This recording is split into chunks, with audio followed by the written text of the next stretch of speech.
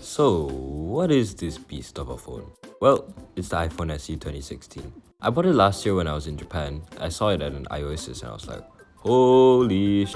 An iPhone SE 2016 in like new condition for only 6,600 yen. In this part of the country, localized entirely within your... Yes. I'm stealing that. And the craziest part is there were like tens of these iPhone SE 2016s in like new condition and they were all being marketed towards Korean tourists. That was pretty cool.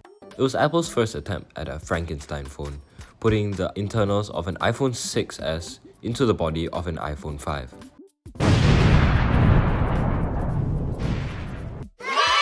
But what's so special about this phone specifically?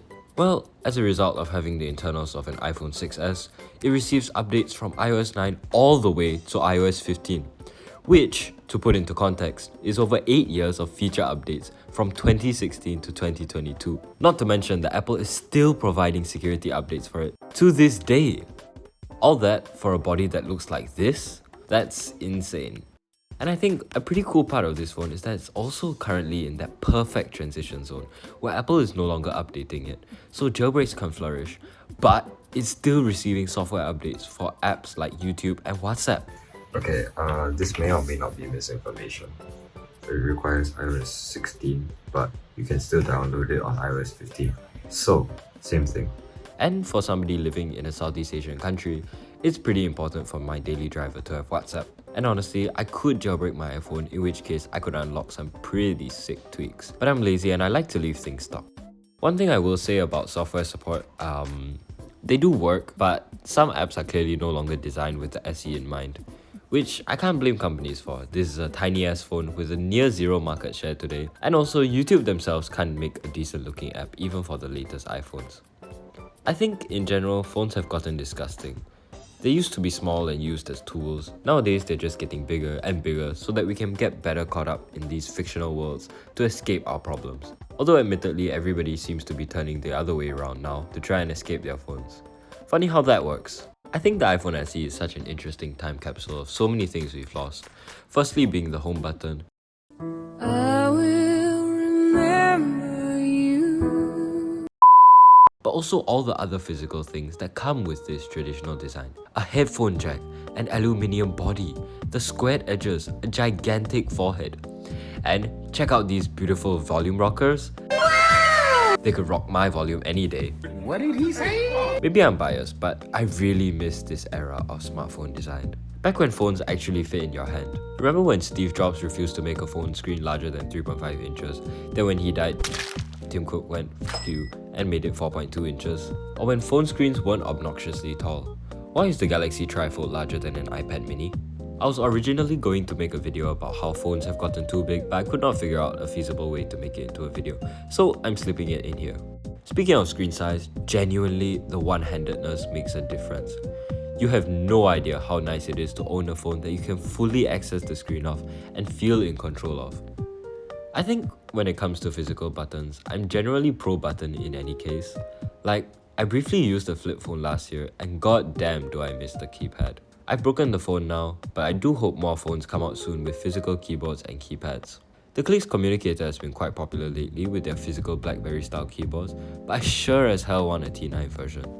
As for the iPhone SE, I feel like we lost a certain degree of separation between the virtual world and the real world when we lost the home button. The home button and small screen size is a nice reminder that, hey, this is just a smartphone, so go touch some grass. I have WhatsApp and YouTube music downloaded on it, and that's pretty much all I need. After all, that's the point of a phone, isn't it? To use what you need and put it down afterwards. Oh, and speaking of YouTube music, this phone is absolutely fantastic for listening to music with. Guess what it has? I know, you'll be shocked. It has a headphone jack. But yes, it's very pleasant for when I don't have a song downloaded on my MP3 and I need to check it out while I'm on the go. Since I carry around my wired headphones with me everywhere I go, all I need to do is plug them in and start listening. No pairing at all. Look ma, no. The Bluetooth device is ready to pair. As for my daily experience with this thing, the battery is not that great. I have an average battery life of 2 hours. But the cool thing is, this battery actually motivates me not to use my phone. And I'm not a heavy phone user anyway, so I have around an hour of screen time per day, mostly from texting people on WhatsApp, sometimes listening to music. And this phone is decently fast, I suppose.